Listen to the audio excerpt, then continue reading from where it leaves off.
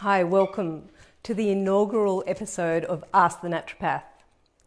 I'm often asked, is dairy okay to eat? Well, it depends. For a start, dairy foods are a traditional food used by humans for thousands of years.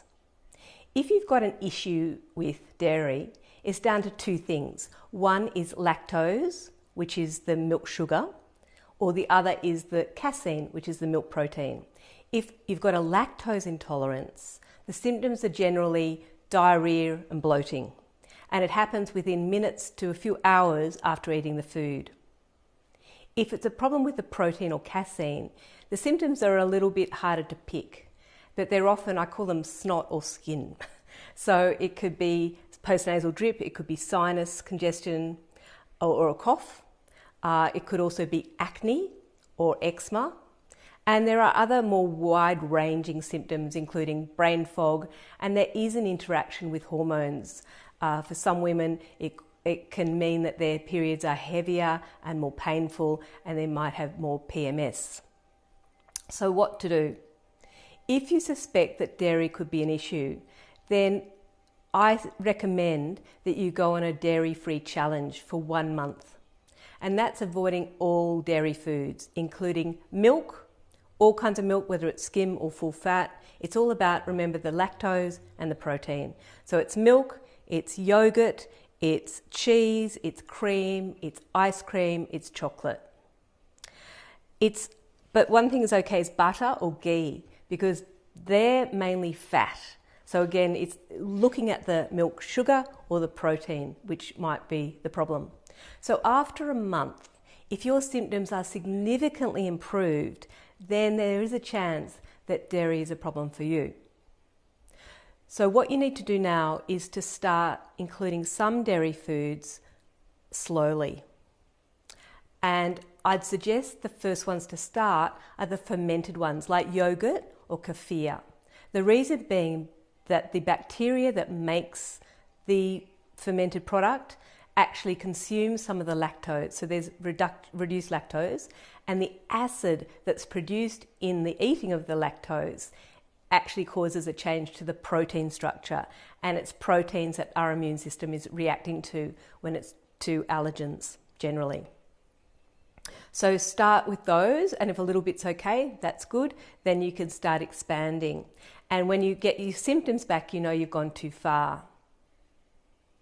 So if it is a lactose intolerance, you can actually treat your gut so that you will be making lactase, which is the enzyme that breaks down lactose. So lactose is a disaccharide, meaning it's two sugars. It's a glucose and a galactose, and it's joined by this bond, and the enzyme lactase breaks that bond so that those molecules will be absorbed from the intestine into the bloodstream.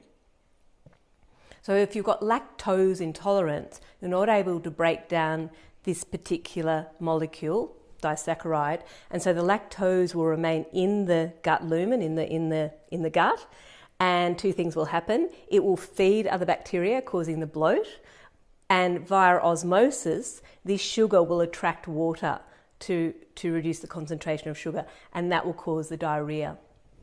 So what we're wanting to do is to improve the integrity or the health of your intestinal cells so that they can start producing their own lactase. So what I would suggest is that you take some broad spectrum probiotics and maybe eat plenty of fruits and vegetables for their prebiotic or the food for the probiotics, or take some partially hydrolyzed guar gum or inulin, which are also prebiotics. So that's if you're wanting to increase your production of lactase. And my philosophy is that it's really good if you can eat widely and maybe in moderation. So your lactose intolerance generally isn't a life sentence. If your problem with casein, that's a little bit different because that actually is an allergy. You might like to try dairy foods made from A2 milk, which is a slightly different protein, or you could try some from other animals like sheep and goats and see if that makes a difference. But it will be a matter of quantity. So hopefully you can enjoy a small amount. So hopefully that's shed some light on the area of dairy foods. Enjoy.